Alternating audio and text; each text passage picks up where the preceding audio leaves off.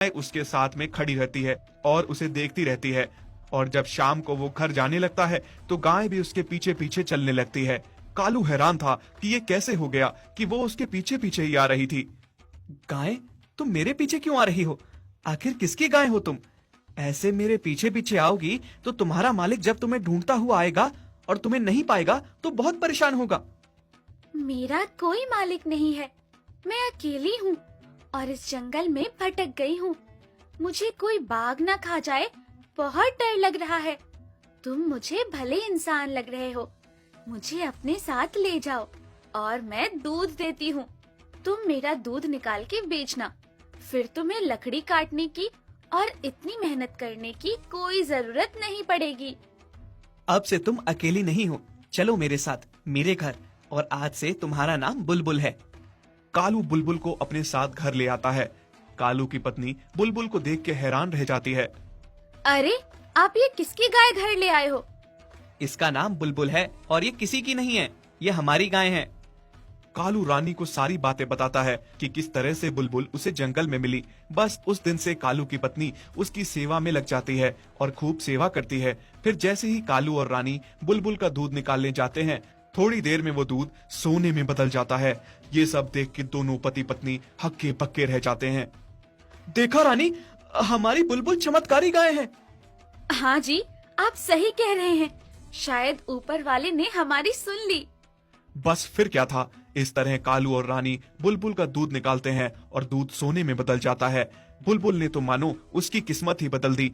कुछ ही दिनों में कालू और रानी के पास अपना बहुत बड़ा घर, खेत और पैसा आ जाता है। सभी देख के हैरान थे कि कालू ने ऐसा क्या किया जिससे उसकी किस्मत ही बदल गई। फिर ये बात उसके भाई बाला और उसकी पत्नी झुमकी तक पहुंच जाती है। ए जी, सुनते हो? कहाँ हो? हाँ बोलो, क्या हुआ? क्यों चिल्ला रही हो? चिल्लाऊं नहीं तो क्या करूं? तुम्हें कोई खबर ही नहीं रहती कि दुनिया में क्या हो रहा है। अब क्या हुआ? दुनिया के सारे कलेश तो मेरे घर में ही हैं, तो दुनिया में क्या हो रहा है कब पता लगाऊं? जल्दी बताओ क्या हुआ है। तुम्हारे भाई का कारोबार देखा तुमने? कहां से कहां पहुंच गया है। मैं कहती हूँ, आखिर ऐसा क्या किया उसने?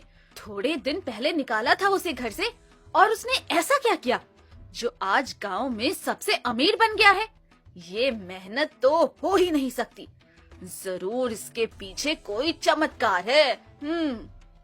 तुम सही कह रही हो, पर ऐसा किया क्या होगा उसने? अब हमें बताएगा भी नहीं, हमने उसे घर से जो निकाला था।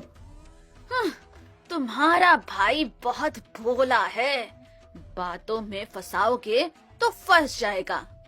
तुम सही कह रही हो, उसके घर चल के उससे बात करते हैं और फिर अपनी बातों में फंसा के उससे उगलवा लेंगे सारी सच्चाई। शाम को झुमकी और बाला कालू के घर जाते हैं। उसे बातों में फंसा के वो उससे सच जानना चाहते थे। कालू कुछ हद तक उनकी बातों में फंस जाता है और उन्हें जैसे ही बताने वाला होता है कि वो भाई, मेरी इस तरक्की के पीछे मेरी गायें। जैसे ही कालू बताने वाला होता है, रानी उसे रोक लेती है। अरे भाई साहब, हमारी इस तरक्की के पीछे बस हमारी मेहनत है और कुछ नहीं। आप भी मेहनत करोगे तो बहुत कमाओगे। बाला और झुमकी के जाने के बाद कालू रानी को बोलता है कि तूने मुझे बताने से क्यों रोका? ये आप क्या कह रहे थे? आप नहीं जानते उन्होंने हमारे साथ क्या किया है?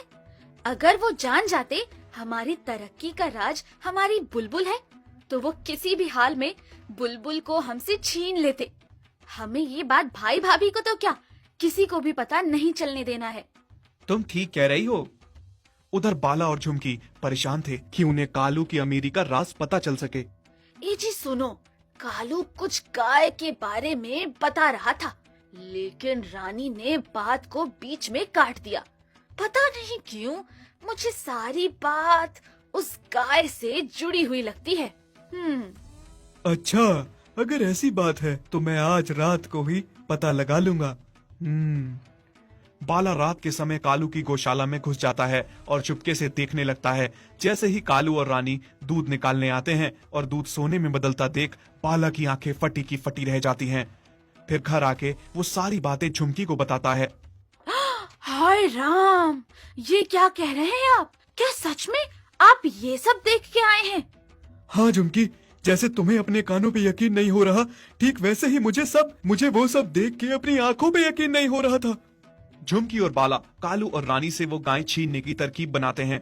वो सोचते हैं कि गाय चुरा कर तो हम यहाँ रख नहीं सकते कालू और रानी के सामने, लेकिन गाय चुरा कर अच्छे दामों पर बेच तो सकते हैं ना।